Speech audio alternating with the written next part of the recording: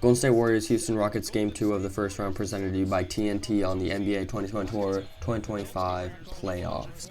Warriors were favored by 10.5 points this game, which was insane, and the total game score was set to be 220 points compared to the low-scoring 95-85 game last Game 1.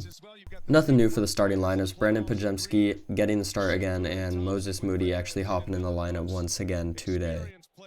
Before the stages were set before the Rockets started blowing the Warriors out of the water last night, Jimmy Butler had a nasty play with Amen Thompson where his legs were kicked out of him and he landed on his tailbone and he went out with a contusion.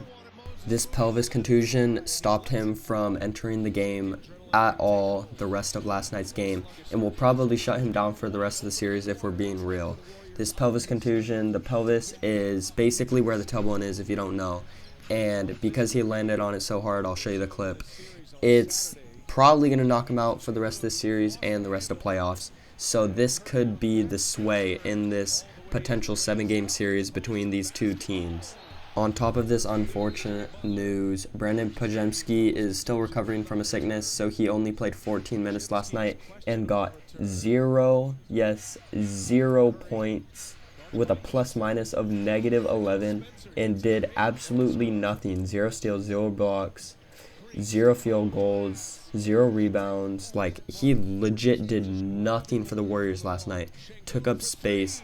I guess you could say he played some defense, but if you're at 14 minutes on the court, you need to be a Draymond Green playing defense. You can't be lacking around. Alright, we're going to take a break from the analysis just for a second. Can someone tell me who the hell this Spencer kid is and why he's calling glass in a playoff game? I mean, don't get me wrong, I love it, but it's just like, it's a joke, bro. Like, I've never seen this guy before, and somehow he's making these crazy reverses and hitting these step-back threes and all this insane stuff. And this guy might need to get some more minutes on the court with Jimmy Butler out because he looked pretty sharp last night. Okay, back to the analysis. I think the main issue I had with the Warriors last night was their ball control. Just look at this play right here. They looked so sloppy. They just didn't care about the ball last night. I don't know what the reason for it was, but it just didn't look right last night. Like, they didn't feel like the Warriors, you know what I mean? But going back to Chase Center, they probably will look way better, especially with the good coaching of Steve Kerr. He's going to make sure to clean up those plays. But yeah, they did not look sharp at all last night. They looked very, very sloppy. Giving some credit to the Rockets though, Jalen Green had a night of his own, 38 points in 35 minutes. And he did have 6 assists as well, so he wasn't ball hogging last night. He was looking very sharp. Amen Thompson had a really good start. He got 11 points in 23 minutes with 3 assists as well. So they're playing very good team ball. They're not being selfish. They're passing a lot.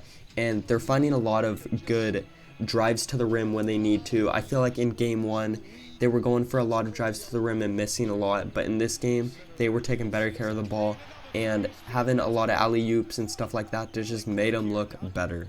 Overall, the Rockets just looked better. Looking forward to a Game 3 on Saturday, though. You can definitely tell this game is a series because the Warriors had the whole game in the bag in Game 1 and were stopping the Rockets from making a lot of shots and even putting up a lot of shots in Game 1. So, expect a Game 7 if there is one. Let me know your thoughts in the comments, like and subscribe if you enjoyed, and thanks for watching.